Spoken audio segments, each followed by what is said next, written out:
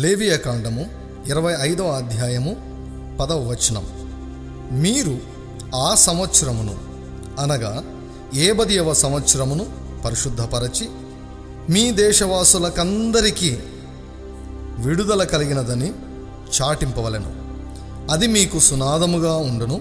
అప్పుడు మీలో ప్రతివాడు తన స్వాస్థ్యమును తిరిగి పొందవలెను. ప్రతివాడు తన కుటుంబమునకు తిరిగి రావలెను.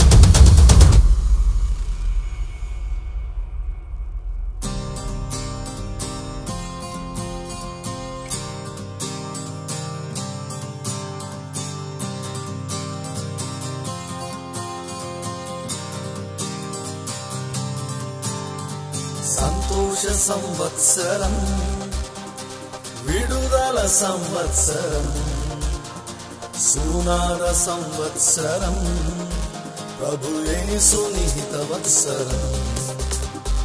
సంతోష సంవత్సరం, విడుదల సంవత్సరం, సునాద సంవత్సరం, ప్రభు యేసు నిహిత వత్సరం.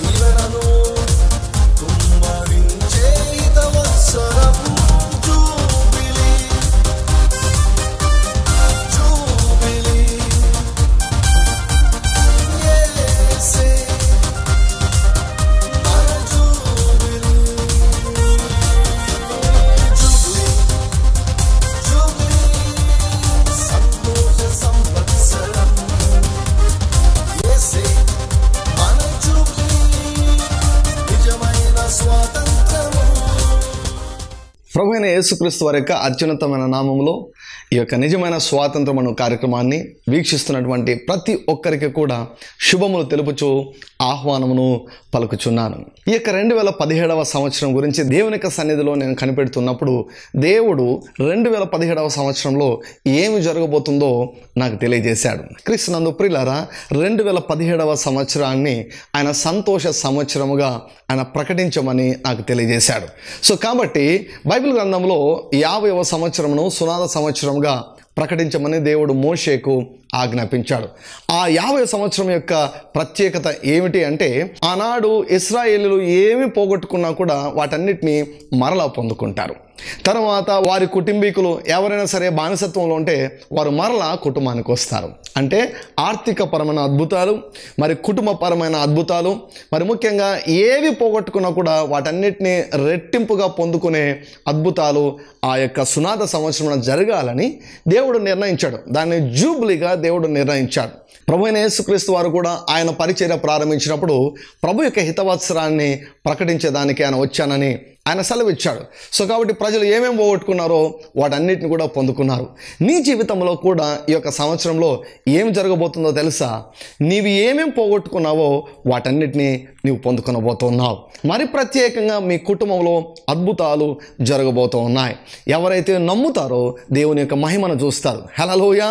నీవు ఈ యొక్క మాటలను నమ్మి దేవునికి కృతజ్ఞతలు చెల్లిస్తూ ఉండండి. ఈ సంవత్సరంలో దేవుడు తన మాటను ఆయన నెరవేర్చబోతున్నాడు. దేవుని యొక్క వాక్యంలోనికి వెళ్ళేదానికంటే ముందుగా చిన్న ప్రార్థన ద్వారా పరిశుద్ధాత్మ యొక్క సహాయమును మనమందరం కూడా కోరుకుందాం. తలల ఉంచి కళ్ళు మూసుకొని నాతో కలిసి ఏకీభవించండి. పరలోకమందున తండ్రి, యేసుక్రీస్తు వారి యొక్క అత్యున్నతమైన నామంలో కృపాసింహాసనం దగ్గరికి ధైర్యంగా మేము వస్తున్నాం నాయన. సమయోచితమైన సహాయం కొరకై అడుగుతున్నామయ్యా. లేఖనములను గ్రహించినట్లుగా మా మనోనేత్రాలను తెరవజేయమని ప్రార్థన చేస్తున్నాం తండ్రి. మీ చిత్తమును గురించిన సంపూర్ణ జ్ఞానమును, ఆత్మ సంబంధమైన వివేకమును మాకు దయచేయమని ప్రార్థన చేస్తున్నాం తండ్రి. మిమ్మల్ని సరిగా అర్థం చేసుకున్నట్టుకు కృపను అనుగ్రహించండి. ఏవి చూడాలో అవి చూపించండి, ఏవి వినాలో అవి వినిపింపచేయండి. మేము ఏవి తెలుసుకోవాలో తెలుసుకున్నట్లు చేయండి తండ్రి. చూచే కన్నులను, వినే చెవులను, గ్రహించి లోబడే హృదయాన్ని మాకందరికీ దయచేసి ఈ దినము తండ్రి మరి ప్రభు అనేకుల జీవితములను మీరు ప్రభావితము చేసి సంతోషం చేత నింపుమని అడుగుతూ, పరిశుద్ధాత్మ ద్వారా సర్వ సత్యములోనికి మమ్మల్ని నడిపించమని అడుగుతూ యేసుక్రీస్తు వారి నామములో ప్రార్థిస్తున్నాము తండ్రి. ఆమేన్. క్రీస్తునందు ప్రియులారా, దేవుడు మానవుని సృష్టించిన కారణం గురించి వారం నేను మీతో ముచ్చటిస్తూ వస్తున్నాను. నువ్వు ఫలించాలని దేవుడు కోరుకుంటున్నాడు. ఫలిస్తున్నావా? నువ్వు విస్తరించాలని దేవుడు కోరుకుంటున్నాడు. నువ్వు విస్తరిస్తున్నావా? నువ్వు అభివృద్ధి చెందాలని దేవుడు కోరుకుంటున్నాడు. నువ్వు అభివృద్ధి చెందుతున్నావా? నీవు సమస్తమును లోబర్చుకోవాలని దేవుడు కోరుకుంటున్నాడు. నీకు వ్యతిరేకంగా వచ్చే ప్రతి పరిస్థితిని నీవు లోబర్చుకోగలుగుతున్నావా? నీవు ఏలాలని దేవుడు కోరుకుంటున్నాడు. నువ్వు ఏలుతున్నావా, ఏలబడుచున్నావా? అయితే ఇది జరగాలంటే ఏం జరగాలి? ఇది ఏ రీతిగా సాధ్యమో దేవుని యొక్క వాక్యంలో మీకు వివరిస్తూ వచ్చాను నేను. యేసుక్రీస్తు ప్రభు నిన్న నేడు నిరంతరము ఆయన ఏకరీతిగా ఉన్నాడు. ఆయన చిత్తము నీలో నెరవేర్చబడాలని ఆయన ఎంతగానో కోరుకుంటున్నాడు. శిలువ కార్యం దేని కొరకు? దాని కొరకే. రోమా 5:17లో వ్రాయబడింది కదా, మరణము ఒకని అపరాధ మూలముగా వచ్చినదై ఏలిన ఎడల కృపాబాహుల్యమును నీతిదానమును పొందువారు యేసుక్రీస్తును ఒకని ద్వారానే నిశ్చయముగా ఈ లోకంలో ఏలుదురు అని. హల్లెలూయా. శిలువ కార్యం ఎందుకో తెలుసా? నిన్ను ఫలింపచేసే దాని కొరకు. యెషయా గ్రంథం 53వ అధ్యాయంలో ఆయన తనకు కలిగిన వేదనను చూచి తృప్తి నొందును. ఎప్పుడు యేసయ్యకు తృప్తి? ఆయన వేదన బట్టి ఎప్పుడు తృప్తి అంటే నీవు నేను ఆయన చిత్తంలో నడుస్తున్నప్పుడు, నీవు నేను ఆయన చిత్తమును మనం అనుభవిస్తున్నప్పుడే ఆయనకు తృప్తి అండి. సో ఆయన చిత్తం ఏమిటి? ఆదికాండం 1:28 ఆయన చిత్తం. అది ఎలా నెరవేర్చబడుతుంది నీ జీవితంలో, నా జీవితంలో ఎలా నెరవేర్చబడుతుందంటే దేవుని నడిపింపును మనము పొందుకోవాలి. ప్రియులారా, యోహాను తన 3వ పత్రికలో 2వ వచనంలో రాస్తూ ఆయన అంటాడు, అన్నిటికంటే ముఖ్యంగా నువ్వు వర్ధిల్లాలి. ఈరోజు నేనేం కోరుకుంటున్నాను తెలుసా? అన్నిటికంటే ముఖ్యంగా ఈ కార్యక్రమం చూస్తున్నటువంటి నీవు వర్ధిల్లాలని నేను కోరుకుంటున్నాను. పరిశుద్ధాత్ముడు కోరుకుంటున్నాడు, పరలోకం కోరుకుంటుంది. హల్లెలూయా. యేసయ్య మనకు ప్రార్థన నేర్పించాడు. పరలోకమందు నీ చిత్తం నెరవేర్చబడుచున్నట్టు భూమి మీదను నెరవేరునుగాక. పరలోకంలో సంతోషం ఉంది, నీలో సంతోషం ఉండాలని దేవుడు కోరుకుంటున్నాడు. పరలోకంలో ఆనందం ఉంది, నీలో ఆనందం ఉండాలని దేవుడు కోరుకుంటున్నాడు. పరలోకంలో జబ్బులు లేవు, నీకు కూడా జబ్బులు ఉండకూడదని దేవుడు కోరుకుంటున్నాడు. పరలోకాన్ని ఈ భూమిపైనే నీవు అనుభవించాలని దేవుడు కోరుకుంటున్నాడు. అది ఏ రీతిగా సాధ్యమో నేను మీకు తెలియజేస్తూ వస్తూ ఉన్నాను. హల్లెలూయా. అన్నిటి యందు వర్ధిల్లాలని యోహాను గారు అన్నారు. అన్నిటి యందంటే నేను తెలియజేస్తూ వచ్చాను, ఆత్మీయంగా మనం వర్ధిల్లాలి, మానసికంగా వర్ధిల్లాలి, శారీరకంగా వర్ధిల్లాలి, కుటుంబ పరంగా వర్ధిల్లాలి, ఆర్థికంగా వర్ధిల్లాలి, సామాజికంగా వర్ధిల్లాలి, సంఘములో వర్ధిల్లాలి, పరిచర్యలో వర్ధిల్లాలి. ప్రతి దానిలో కూడా మనం వర్ధిల్లాలనే మన పరలోకపు తండ్రి ఆయన కోరుకుంటున్నాడు. సో ఆత్మీయంగా వర్ధిల్లడం అంటే నూతన సృష్టిగా మార్చబడ్డము. ఆత్మీయంగా వర్ధిల్లడం అంటే దేవుని యొక్క నీతిని ఉచితముగా పొందుకోవడము. ఆత్మీయంగా వర్ధిల్లడం అంటే గొర్రెపిల్ల జీవ గ్రంథంలో మన పేర్లు నమోదు చేసుకోవడం. హల్లెలూయా. గొర్రెపిల్ల జీవ గ్రంథంలో నీ పేరు నమోదైందా? లేకుంటే ఈరోజు నమోదు చేసుకో. యేసు ప్రభు అని నీ నోటితో ఒప్పుకో. దేవుడు ఆయనను మృతుల నుండి లేపాడని నీ హృదయమును విశ్వసించు. నీ పాపములను ఒప్పుకో. దేవుడు నీ పాపములను క్షమించి నీ జీవితంలోనికి ఆయన ప్రవేశిస్తాడు. ఎందుకు ప్రవేశిస్తాడో తెలుసా? నిన్ను నడిపిస్తాడు ఆయన. ఆత్మీయంగా వర్ధిల్లడం అంటే నూతన సృష్టిగా మార్చబడ్డం. ఆత్మీయంగా వర్ధిల్లడం అంటే దేవుని యొక్క నడిపింపును పొందుకోవడం. క్రీస్తునందు ప్రియులారా, నిర్ణయాలు తీసుకున్నప్పుడు నీవేం చేస్తున్నావు? దేవుని వాక్యంలో వ్రాయబడింది, నీ స్వబుద్ధిని ఆధారము చేసుకొనక నీ ప్రవర్తన అంతటి యందు ఆయన అధికారములకు ఒప్పుకొనుము, అప్పుడు ఆయన నీ త్రోవలను సరళము చేయను. Do not depend upon yourself. Don't think that you are smarter than God. దేవుని కంటే నువ్వు తెలివంతుడని, దేవుని కంటే నువ్వు జ్ఞానివని అనుకొని మోసపోవద్దు. దేవుని యొక్క సన్నిధిలోకి వచ్చి ప్రతి విషయంలో కూడా దేవా నేనేం చేయాలో నాకు తెలియచేయండి అన్న స్థితికి నీవు వచ్చినప్పుడు దేవుడు నీతో మాట్లాడము ఆయన ప్రారంభిస్తాడు. హల్లెలూయా. గడిచినటువంటి వారంలో దేవుడు ఎలా మాట్లాడతాడో నేను మీకు తెలియజేస్తూ వచ్చాను. దేవుడు తన వాక్యం ద్వారా మాట్లాడతాడు. దేవుడు అంతరంగ సాక్ష్యం ద్వారా మాట్లాడతాడు. దేవుడు స్వరం ద్వారా కూడా మాట్లాడతాడు. దేవుడు దర్శనాల ద్వారా మాట్లాడతాడు. దేవుడు ప్రవచనం ద్వారా మాట్లాడతాడు. హల్లెలూయా. దేవుడు స్వప్నం ద్వారా మాట్లాడతాడు. దేవుడు తన దూతల ద్వారా కూడా మాట్లాడిస్తాడు. క్రీస్తునందు ప్రియులారా, వీటన్నిటిలో కూడా నీ హృదయంలో సమాధానం అన్నటువంటిది ఏలుచూ ఉంటుంది. సో కాబట్టి దీన్ని బట్టి దేవుని యొక్క స్వరాన్ని మనము గుర్తించగలము, దేవుని యొక్క స్వరాన్ని మనము పసిగట్టగలము. సో దేవుని యొక్క స్వరము వినడంలో మనము నైపుణ్యత సంపాదించాలంటే మనం ఏమి చేయాలి? దేవుని యొక్క చిత్తమును స్పష్టముగా మరి తెలుసుకోవాలంటే నేనేం చేయాలి? The steps to know the will of God. వీటిని నేను మీకు బహుక్లుప్తంగా నేను మీకు వివరించబోతున్నాను. మొట్టమొదటగా దేవుని యొక్క వాక్యంలో నేను ముందుగానే మీకు చదివి నేను వినిపించాను. ఏమిటంటే సామెతల గ్రంథము 20వ అధ్యాయం 27వ వచనం, నరుని ఆత్మ యెహోవా పెట్టిన దీపము. హల్లెలూయా. సో కాబట్టి దేవుడు నరుని ఆత్మను దీపములాగా ఉంచాడు. The spirit of man is the candle of the lord. దీపము ఎందుకొరకు ఉపయోగపడుతుంది? మనకు వెలిగింపునిచ్చే దాని కొరకు. హల్లెలూయా. ఇన్ ద సేమ్ వే నీ యొక్క ఆత్మను కూడా ఒక దీపములాగా నీ జీవితం కొరకై దేవుడు నియమించాడు. సో ఆ ఆత్మలో దేవుడు నివాసం చేయాలని కోరుకుంటున్నాడు. దేవుని యొక్క వాక్యంలో నేను మీకు చూపించాను. నా గొర్రెలు నా స్వరము గుర్తించగలవు, నా పిల్లలు నా స్వరము గుర్తించగలరు. దేవుని కుమారులందరూ కూడా ఆయన స్వరము, ఆయన ఆత్మ నడిపింపును పొందుకొనగలరు. సో దేవుని యొక్క స్వరాన్ని నువ్వు వినగలగాలి అంటే మొట్టమొదటగా నీవు నూతన సృష్టిగా మార్చబడాలి. నీ ఆత్మ తిరిగి జన్మించాలి. తిరిగి జన్మించిన ఆత్మనే దేవుని యొక్క స్వరాన్ని గుర్తించగలదు. అందుకే ఆత్మ సంబంధమైన సంగతులు ప్రకృతి మనుషునికి వెరితనంగా ఉన్నాయి, కానీ రక్షించబడినటువంటి వారికి ఆయన యొక్క సంగతులు అర్థమవుతాయి. So if you want to know the will of God, if you want to hear the voice of God, you must be born again. This is the first and foremost important step. నీవు మొట్టమొదటగా నువ్వు తిరిగి జన్మించాలి.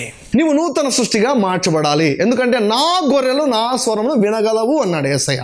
ఆయన స్వరం నువ్వు వినగలగాలి అంటే, ఆ సామర్థ్యం నువ్వు పొందుకోవాలంటే నువ్వు తిరిగి జన్మించాలి. తిరిగి జన్మించాలంటే నువ్వేం కష్టపడాల్సిన అవసరం లేదు. యేసయ్య నీ ప్రభువు నీ నోటితో ఒప్పుకో. యేసయ్య తిరిగి లేచాడని నీ హృదయమందు నమ్ము. నీ పాపను నువ్వు ఒప్పుకో, పాప క్షమాపణ పొందుకో, నువ్వు నూతన సృష్టిగా నీవు మార్చబడతావు. హల్లెలూయా.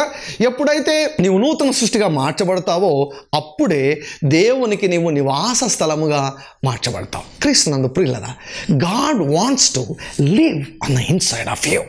దేవుడు నీలో నివాసం చేయాలని కోరుకుంటున్నాడు. అయితే నీ ఆత్మ చచ్చిపోయిన స్థితిలో ఉంటే అక్కడికి దేవుడు రాడండి. నీ ఆత్మ పాడైపోయిన స్థితిలో ఉంటే దేవుడు అక్కడికి రాడు.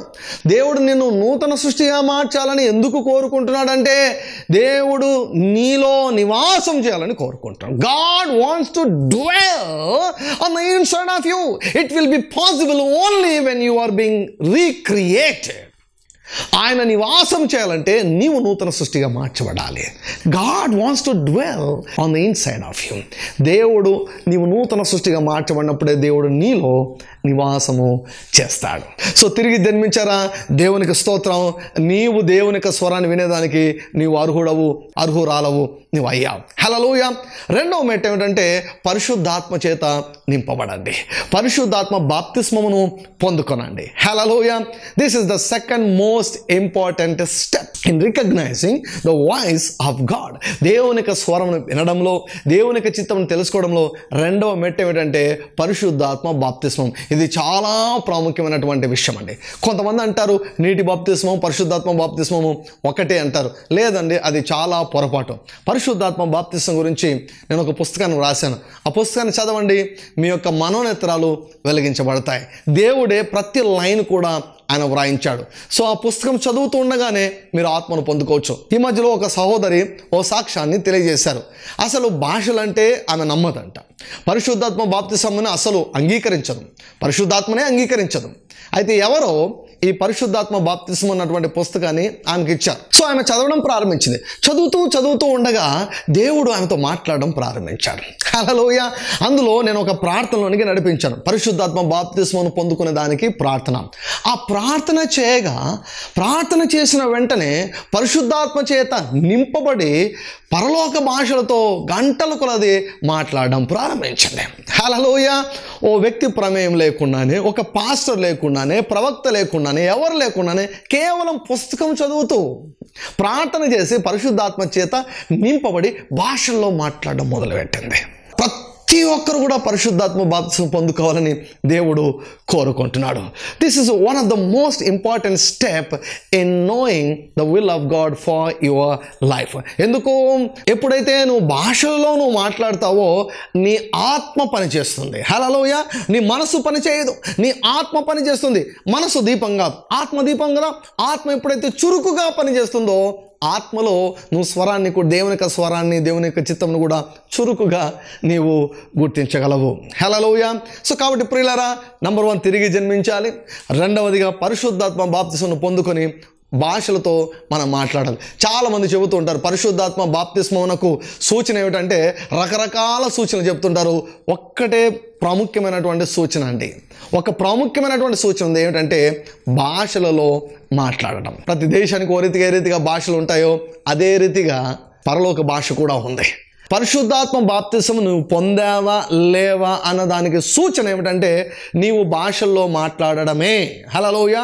నువ్వు భాషలో ఇంకా మాట్లాడలేదు అంటే నువ్వు ఇంకా పరిశుద్ధాత్మ బాప్తిస్మమును పొందుకోలేదు అని అర్థము. సో ఇప్పుడే ప్రార్థన చేయండి, ఈరోజే ప్రార్థన చేయండి. మీరు పరిశుద్ధాత్మతో మీరు నింపబడతారు. మీ నాలుకను సడలింపజేసి భాషలు మాట్లాడినట్లుగా ఆ యొక్క వరమును దేవుడు అనుగ్రహిస్తాడు. భాషల వరము అందరికీ ప్రియులారా. ఎంతమంది దేవుని యొక్క స్వరం వినగలగాలి? అందరూ కదా. సో కాబట్టి అందరూ వినగలగాలి. కాబట్టి దేవుడి యొక్క వరమును అందరికీ అందుబాటులో ఉంచాడు. భాషలో చాలా రకాలు ఉన్నాయి, వాటిని చాలా వివరంగా నేను ఆ పుస్తకంలో నేను వివరించాను. కాబట్టి మా ఆఫీస్కి ఫోన్ చేయండి, ఆ యొక్క పుస్తకాన్ని తెప్పించుకోనండి, బాగా చదవండి. దేవుడు మీతో మాట్లాడతాడు. మీ యొక్క జీవితములు విప్లవాత్మకంగా మార్చబడతాయని నేను తెలియజేస్తున్నాను. సో కాబట్టి తిరిగి జన్మించాలి, పరిశుద్ధాత్మ చేత నింపబడాలి, దేవుని యొక్క వాక్యం ఎక్కువగా చదవాలి. మీకు 2 మాటలు చెప్తాను. మనం ప్రార్థించినప్పుడు మనం దేవునితో మాట్లాడతాం. హల్లెలూయా. ప్రార్థించినప్పుడు మనము దేవునితో మాట్లాడతాం. వాక్యాన్ని ధ్యానించినప్పుడు దేవుడు మనతో మాట్లాడతాడు. హల్లెలూయా. దేన్ని ధ్యానించాలి? దేవుడు మనతో సెలవిచ్చినటువంటి మాట, దేవుడు మన కొరకు వ్రాయించినటువంటి మాట. హల్లెలూయా.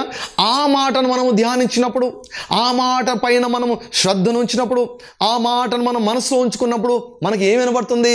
దేవుని స్వరము వినిపిస్తుంది. 1 గంట సేపు ఒకే వాక్యాన్ని ధ్యానిస్తూ ఉండు, దేవుని యొక్క స్వరం నీకు వినిపిస్తుంది. Hallelujah. You can hear the voice of God in that word of God. You can hear the voice of God in that promise of God.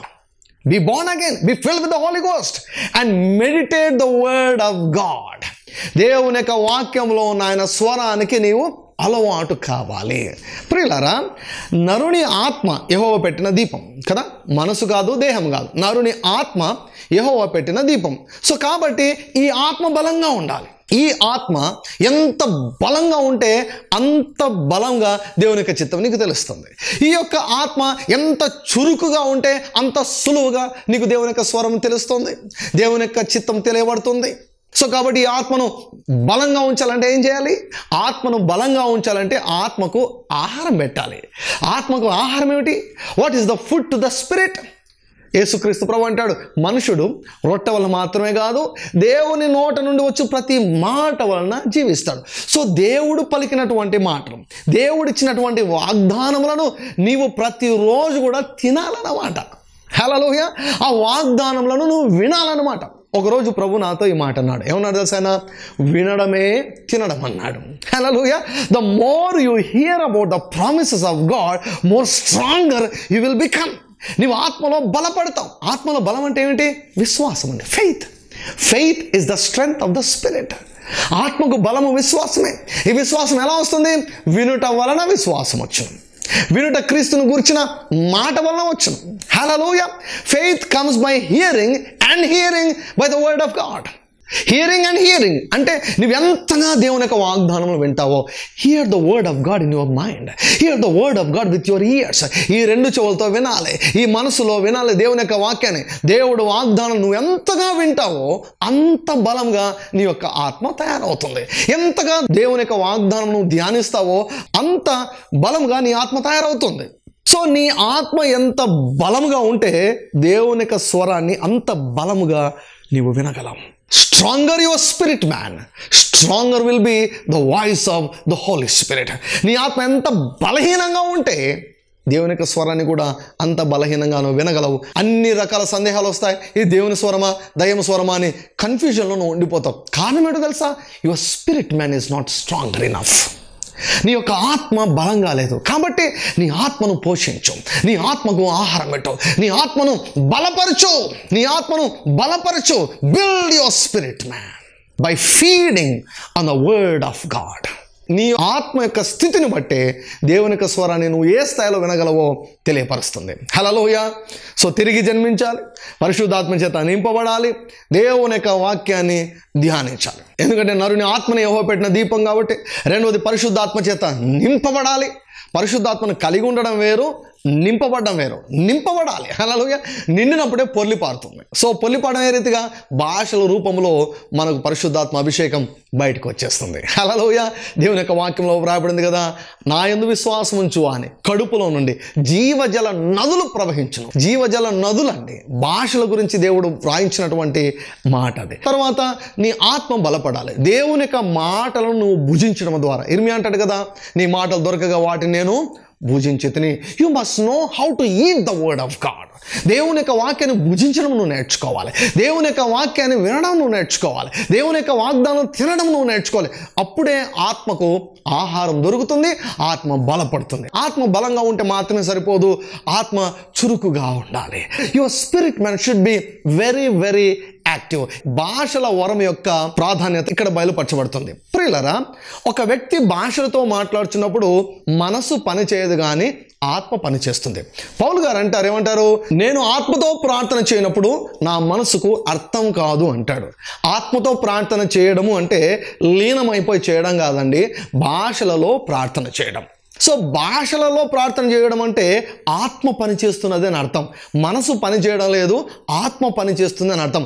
ఎప్పుడైతే ఆత్మ చురుకుగా పనిచేస్తుందో అప్పుడు సులభంగా నీవు దేవుని యొక్క స్వరమును గుర్తించగలవు.